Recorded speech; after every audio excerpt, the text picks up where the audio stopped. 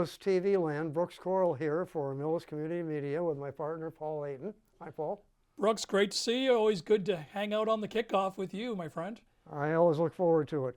I'm going to start out with the last couple of games because they were both road games, and the team looked really good.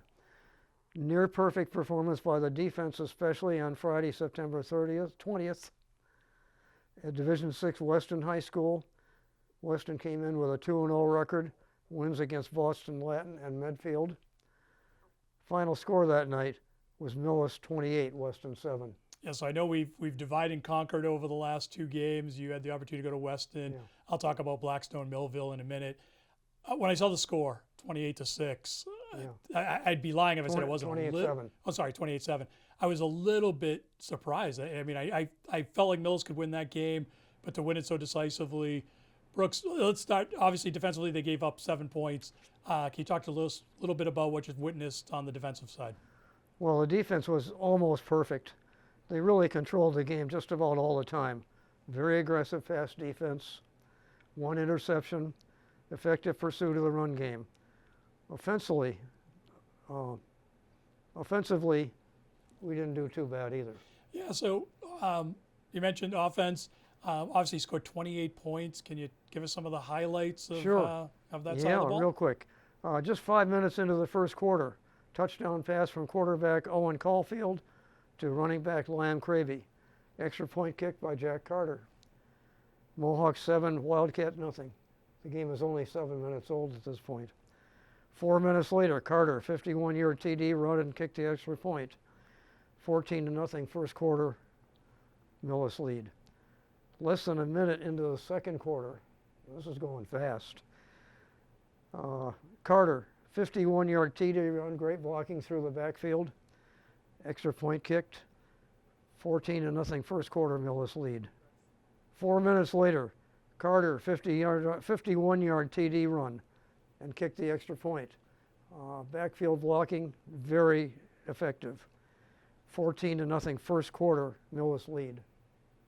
Yeah, really great stuff. You know, things that kind of I think have been somewhat of a theme. We talked about in the preseason how well the special teams was doing. Jack has done a really nice job kicking. We've seen a little bit of kicking from Dylan Fitzgerald, the freshman, as well.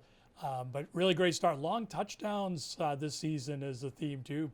They're racking up some yards after the catch, or, yards up from the line of scrimmage for some of these touchdowns.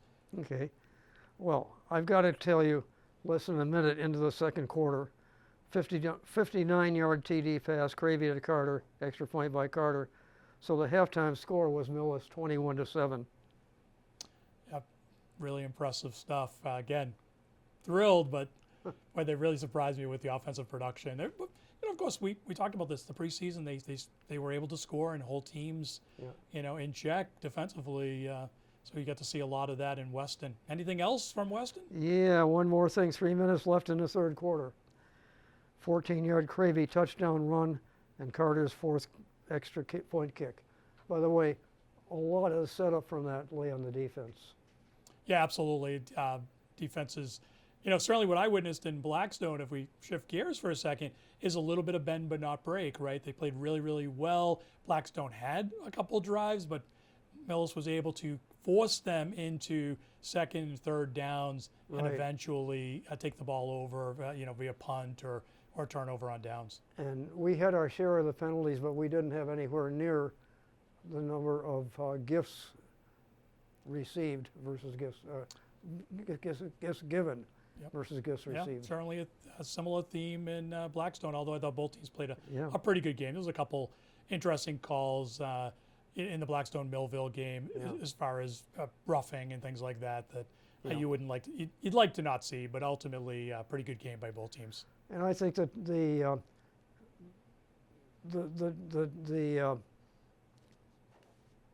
what I want to say, the history here is getting better. Yeah, no doubt about it.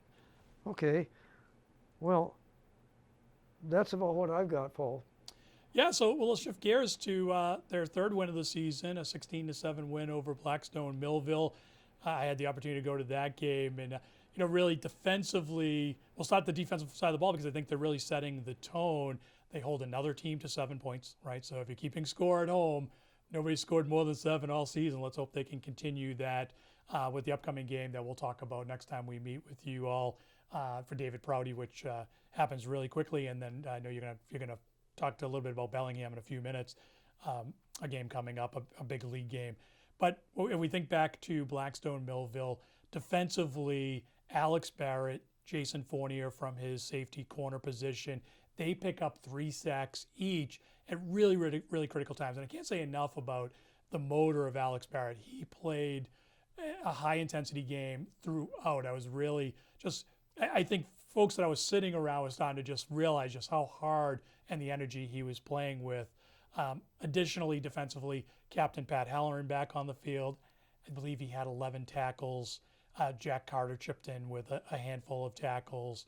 I mentioned Alex Barrett, Jason Fournier, again, blitzing from the corner. He picks up 3 sacks. Just a terrific defensive team game where they just really, really limited Blackstone Millville's ability to move the ball and ultimately score touchdowns. Great.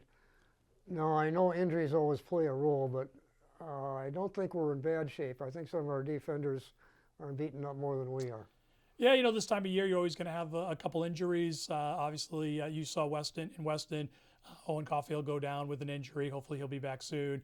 I know Franco Barisano wasn't able to go, the linebacker, the sophomore linebacker, who really, he's another one he's a tone setter on the defense. He's a little bit banged up, but I know the hope is he'll play soon. And I mentioned Dylan Fitzgerald got hurt, on a play in Blackstone last week. So, in typical football fashion, a few players banged up, but, I think nothing too serious. Hopefully we'll see them back on the field soon. Good. And I think David Barisano is back now, isn't he? He is. He played center and a little bit of linebacker against Blackstone, snapped the ball really, really well. They did a lot of 2-gap blocking and things like that. And again, the offensive line, when you're scoring points, moving the ball, Jack Carter, 140 yards from line of scrimmage rushing, another 69 from Liam Kraby. That starts up front with the line. I'd be remiss if I don't mention guys like Chuck Smith and Liam Vittor, the freshman, really just doing a great job of controlling the line of scrimmage and giving those guys time to run. Great. Okay. What's coming up? Well, as I mentioned a moment ago, but we'll see you again here on the Kickoff in a couple of weeks. We'll talk about the David Prouty game, which is going to happen real soon. And we'll also be talking about the homecoming game against Bellingham. The Blackhawks coming to Millis. If you're around, we'd love to see you at that game. It's always a good game. 2 towns pretty close in geography. They know each other well, and that'll lead to some tough fought football here in Millis. And I think Bellingham's record is pretty good, and I think they'll be a good test for us. Bellingham's always good. Yep. Yeah. So Brooks, great as always to partner here with you on the Kickoff. We'll see you all back here again in a couple of weeks to recap some of this. But until then, let's go watch some football and enjoy some Millis Mohawk wins. Look forward to it. All right, Brooks.